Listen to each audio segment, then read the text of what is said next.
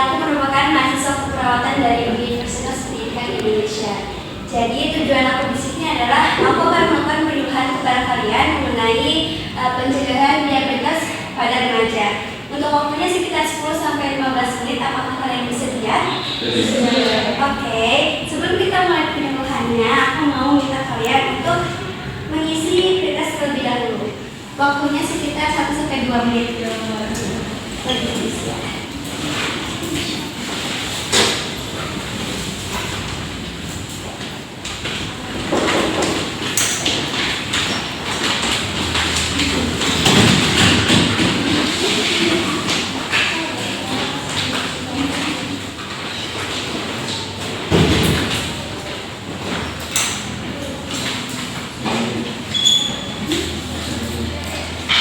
Waktunya cuma 2 menit aja ya.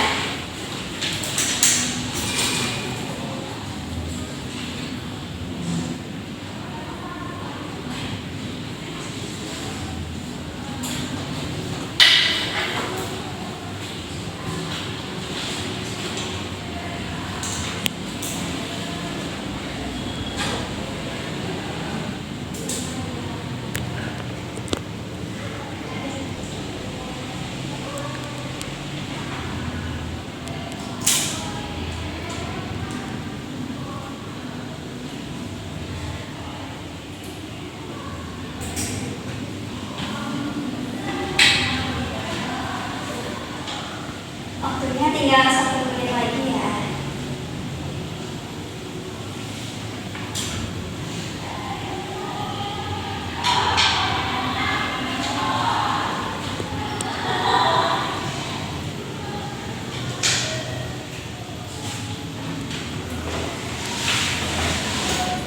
Oke, karena waktunya udah habis, tugasnya boleh dikumpulin lagi.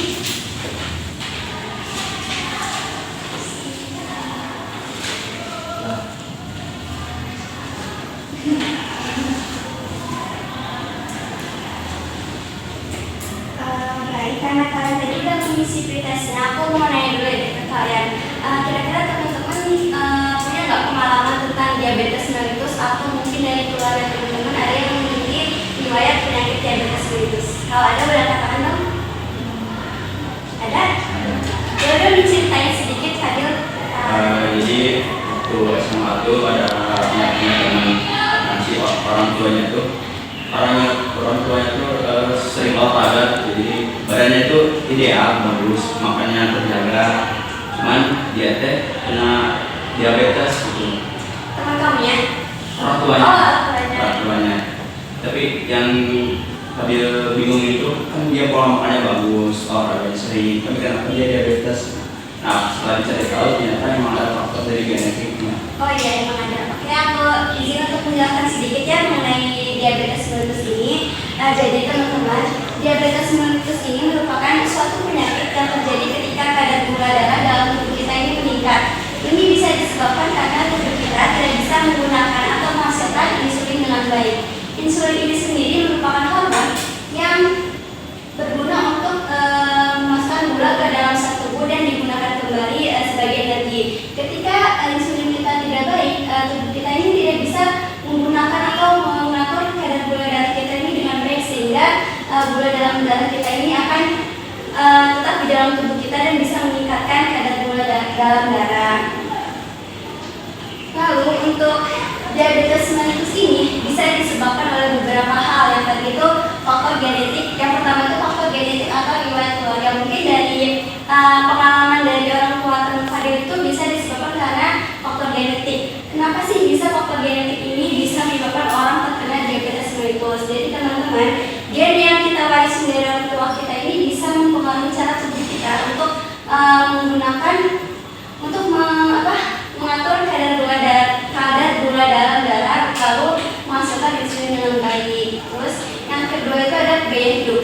Gaya hidup tidak sehat juga bisa menyebabkan seseorang ini terkena diabetes mellitus. Contohnya ketika kita mengonsumsi makanan atau minuman yang kadar gulanya tinggi atau lemak berlebih, nah itu juga bisa menyebabkan seseorang terkena diabetes mellitus. Lalu yang ketiga itu ada obesitas atau berat badan berlebih. Kok bisa ya obesitas atau berat badan berlebih ini bisa menyebabkan seseorang terkena diabetes mellitus? Jadi teman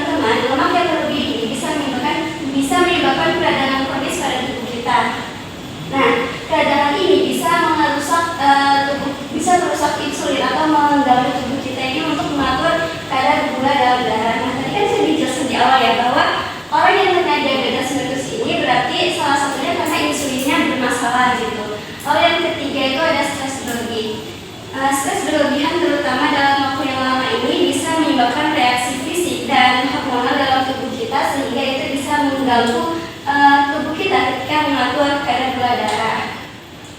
Lalu yang selanjutnya itu ada tanda gejala diabetes mellitus. Apa sih ciri-ciri orang yang terkena diabetes mellitus itu? Yang pertama, ketika seorang ini merasa haus dan lapar yang berlebih gitu. Lalu yang kedua itu ada sering buang air kecil, lalu merasa lemas setiap harinya atau sering gitu. Lalu yang ketiga ini ada luka yang lambat sembuh. Nah, luka yang lambat sembuh ini juga bisa diiringi dengan biasanya kan kalau kita luka itu kan ada rasa sakit ya. Nah, kalau orang diabetes mellitus ini dia tidak bisa merasakan rasa sakit atau perih gitu. Lalu yang selanjutnya itu ada penanganan diabetes mellitus. Nah, apa sih penanganan yang bisa kita lakukan gitu ketika seseorang atau keluarga kita atau kerabat itu memiliki riwayat diabetes mellitus? Yang pertama itu terapi insulin. Kan tadi saya dijelasin ya bahwa masalahnya itu ada pada insulin. Nah, untuk mengatasi itu bisa dilakukan dengan terapi insulin. Lalu yang kedua ini dengan mengonsumsi obat diabetes, tentunya ini dari resep dokter. Lalu yang ketiga ini mencoba pengobatan alternatif. Nah, pengobatan alternatif ini bisa dilakukan dengan akupuntur atau diet khusus.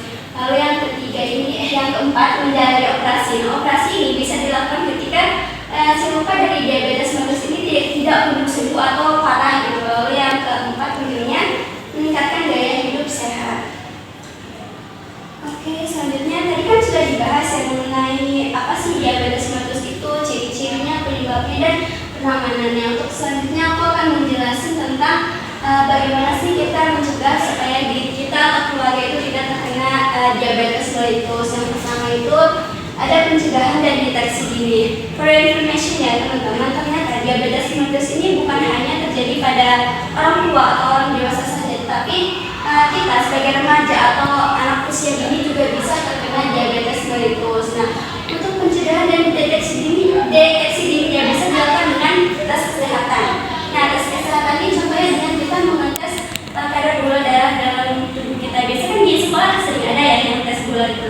Nah, itu bisa dilakukan. Yang kedua ini dengan mengadopsi gaya hidup sehat. Mengadopsi gaya hidup sehat ini bisa dilakukan dengan kita mengonsumsi makanan yang bergizi gitu, terus sering olahraga, menghindari makanan yang berlemak atau yang mengandung gula yang tinggi. Terus yang ketiga ini ada kesadaran kesehatan dan pemantauan. Kesadaran kesehatan dan pemantauan ini dilakukan apabila kita memiliki keluarga yang memiliki riwayat penyakit diabetes mellitus. Nah, untuk kesadarannya kita bisa yang tadi seperti tadi untuk mengetes gula darah kita, karena kan yang tadi penyebab diabetes mellitus itu bisa terjadi karena faktor genetik ya. Nah, lalu yang keempat itu mengurangi beban psikologis dan sosial. Mengurangi beban psikologis dan sosial ini seperti kita mengatur pikiran kita agar tidak menyebabkan stres yang berlebihan. Karena tadi kan sudah dijelasin ya, karena stres yang berlebihan itu bisa mengganggu tubuh kita untuk mengatur kadar gula dalam darah. Lalu yang terakhir itu ada peran orang tua dan guru.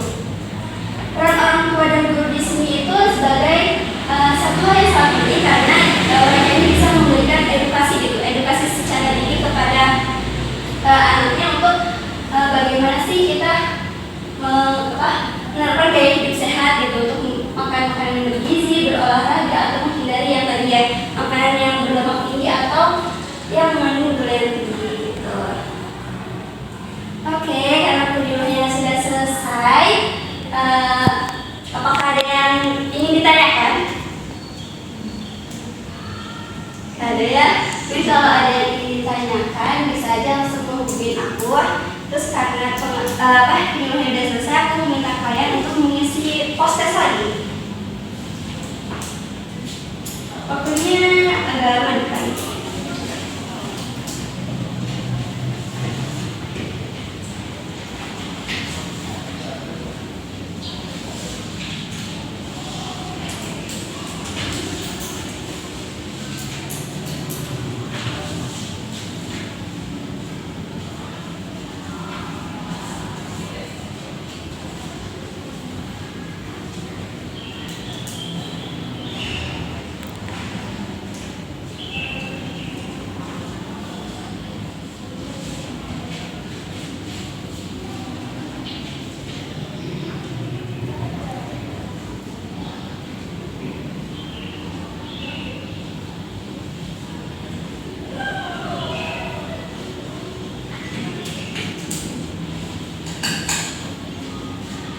Oke,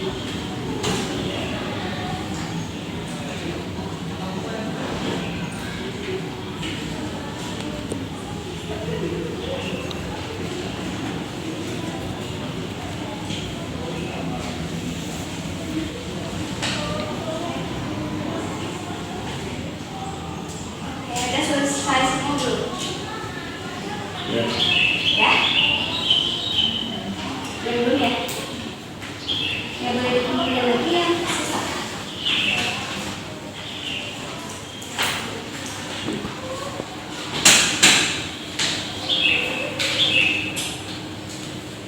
Oke, karena penyuluhannya udah selesai, aku berharap semoga materi yang aku sampaikan tadi bisa berguna untuk kalian ya. Terus aku mau